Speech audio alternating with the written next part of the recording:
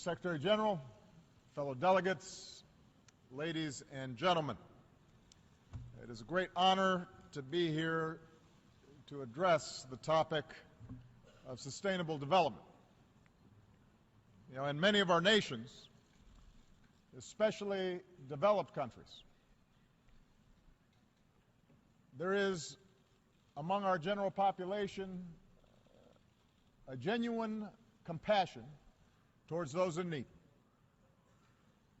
There is a recognition of the grinding poverty that so many experience every day around the world. And yet sometimes it's said that our efforts to combat poverty and disease do not and cannot work, that there are some places beyond hope, that certain people and regions are condemned to an endless cycle of suffering.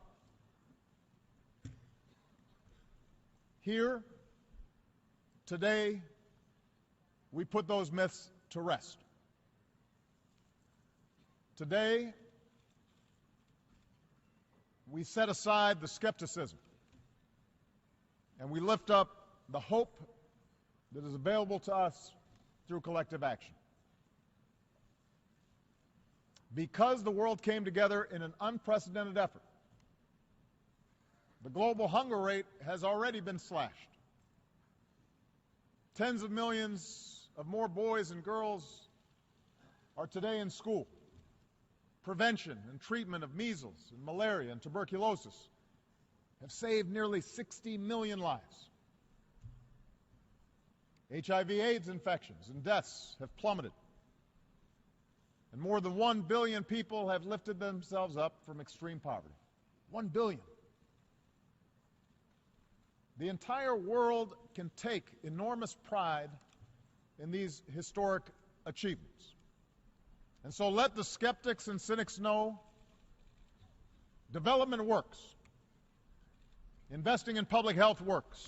We can break the cycle of poverty. People and nations can rise into prosperity. Despite the cruelties of our world and the ravages of disease, millions of lives can be saved if we are focused and if we work together. Cynicism is our enemy. A belief, a capacity in the dignity of every individual, and a recognition that we, each of us, can play a small part to play in lifting up people all around the world. That is the message that we're sending here today. And because of the work of so many who are assembled here today, we can point to past success, and yet we are also here today because we understand that our work is nowhere near done.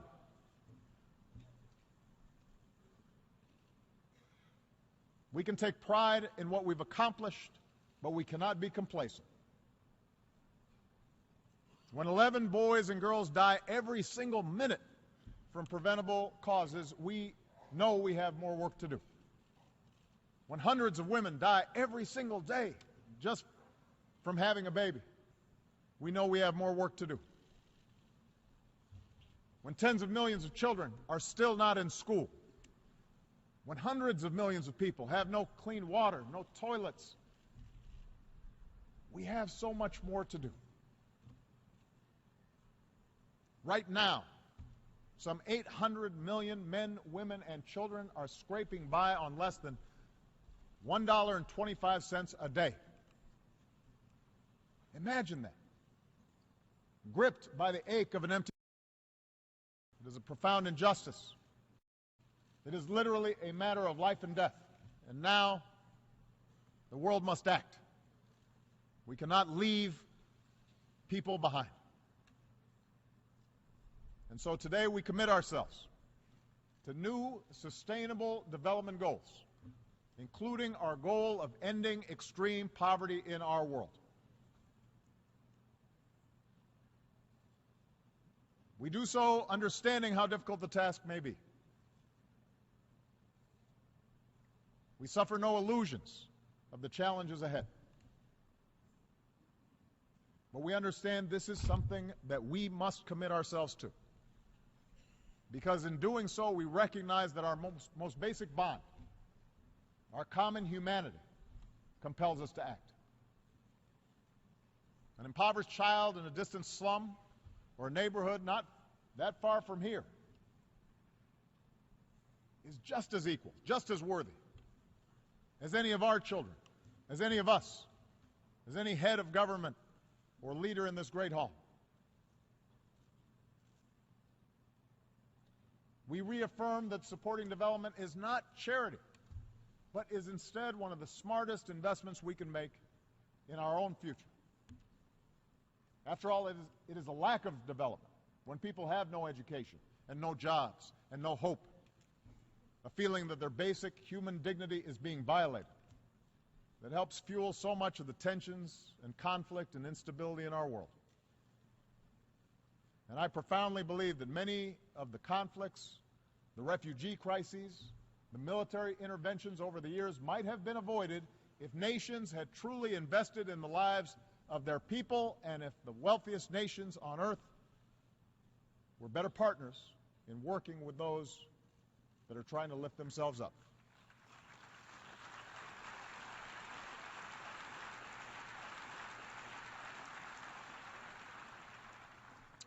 As one of the founders of the United Nations, Ralph Bunche, once said, "Peace is no mere matter of men fighting or not fighting.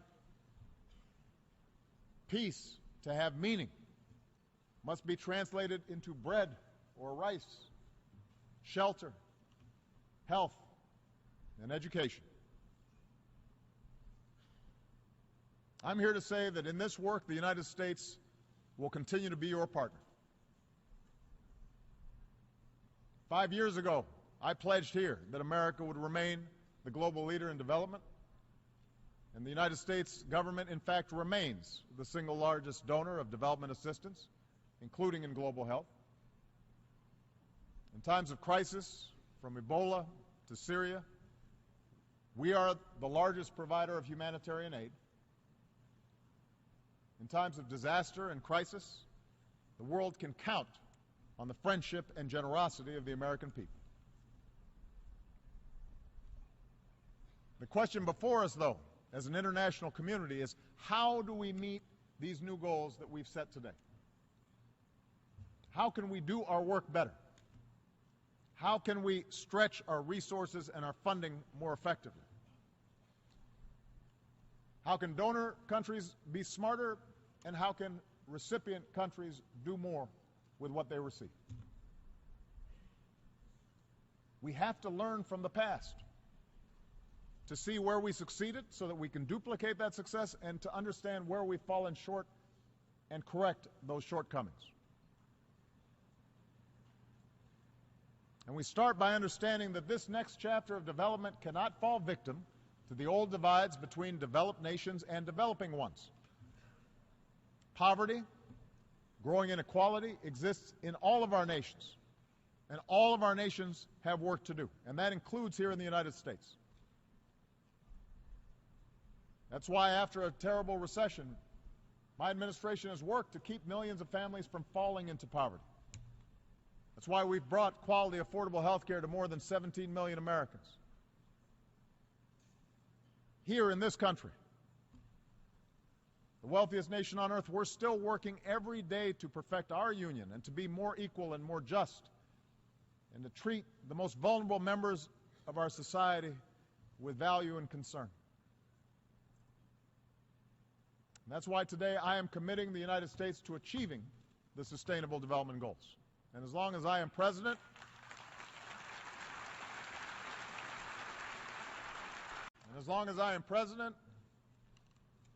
and well after I'm done being president, I will keep fighting for the education and housing and health care and jobs that reduce inequality and create opportunity here in the United States and around the world.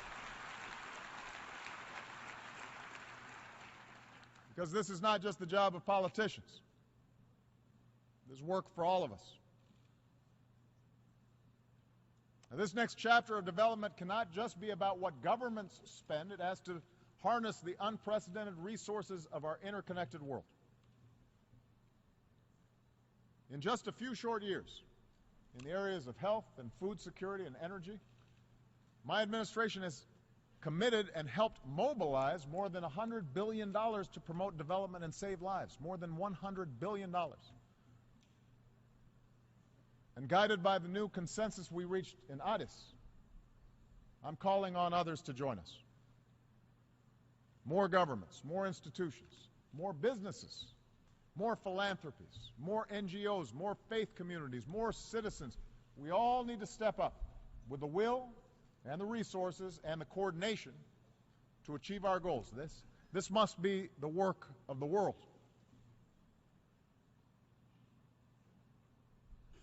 At the same time, this next chapter of development must focus not simply on the dollars we spend, but on the results that we achieve.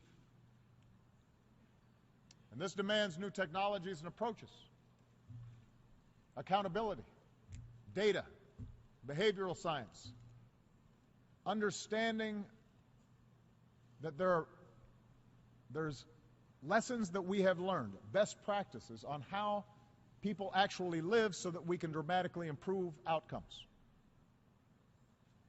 It means breaking cycles of dependence by helping people become more self-sufficient, not just giving people fish, but teaching them how to fish. That's the purpose of development. Rather than just sending food during famine, although we have to do that to avert starvation, we also have to bring new techniques and new seeds and new technologies to more farmers so they can boost their yields and increase their incomes, feed more people, and lift countless millions out of poverty. Rather than just respond to outbreaks like Ebola, although we have to do that, and we have, let's also strengthen public health systems and advance global health security to prevent epidemics in the first place. As more countries take ownership of their HIV/AIDS programs, the United States is setting two new bold goals. Over the next 2 years, we'll increase the number of people that our funding reaches so that nearly 13 million people with HIV/AIDS get life-saving treatment.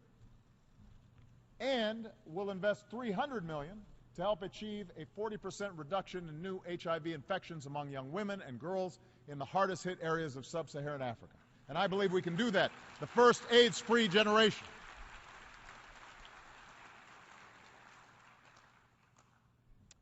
This next chapter of development must also unleash economic growth. Not just for a few at the top, but inclusive, sustainable growth that lifts up the fortunes of the many.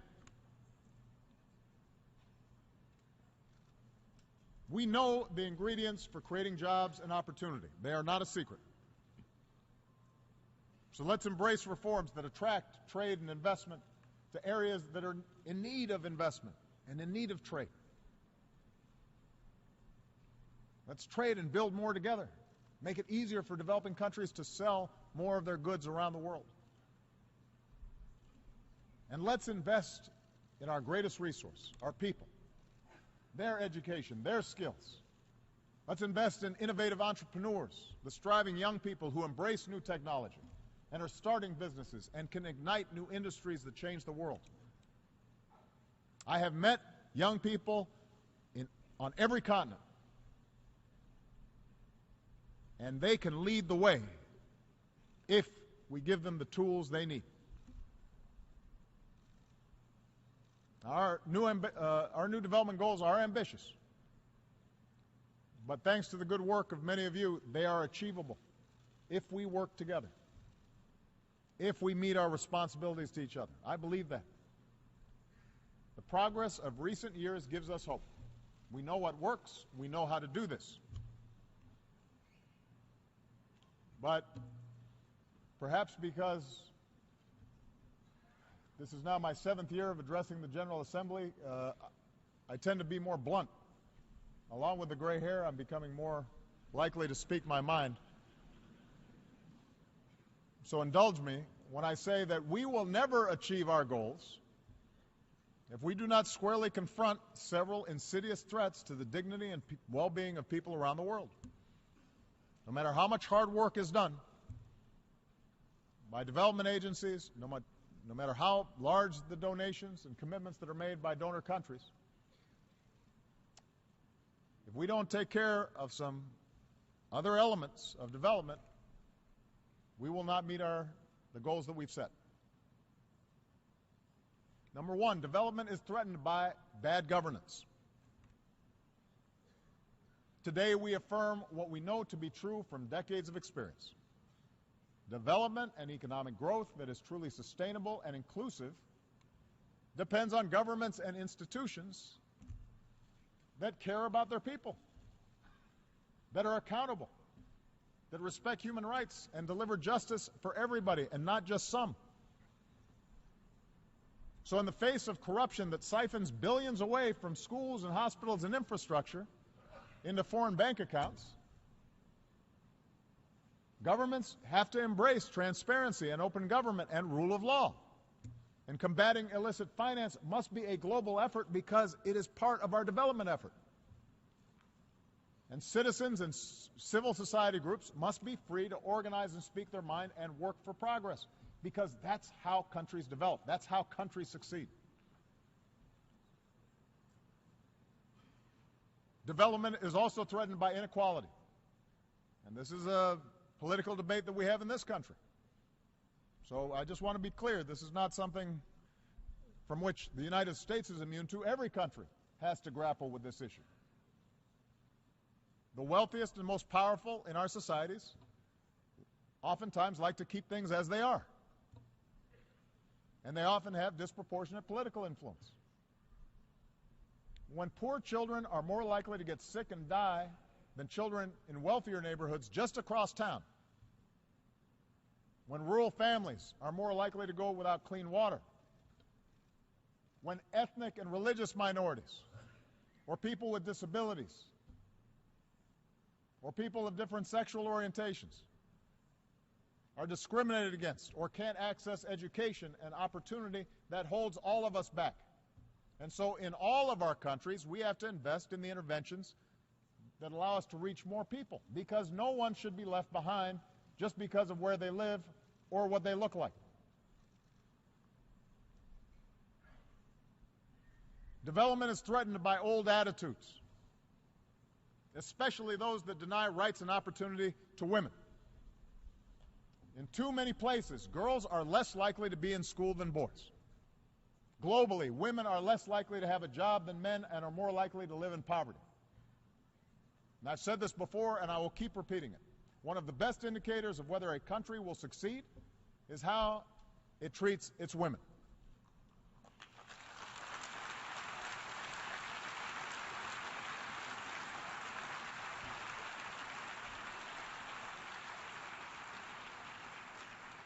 When women have an education, when women have a job, their children are more likely to get an education. Their families are healthier and more prosperous. Their communities and countries do better as well. So every nation, all of our nations, must invest in the education and health and skills of our women and girls. And I have to say, I do not have patience for the excuse of, well, we have our own ways of doing things.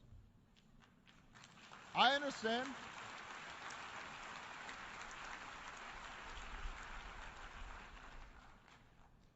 We understand that there is a long tradition in every society of discriminating against women.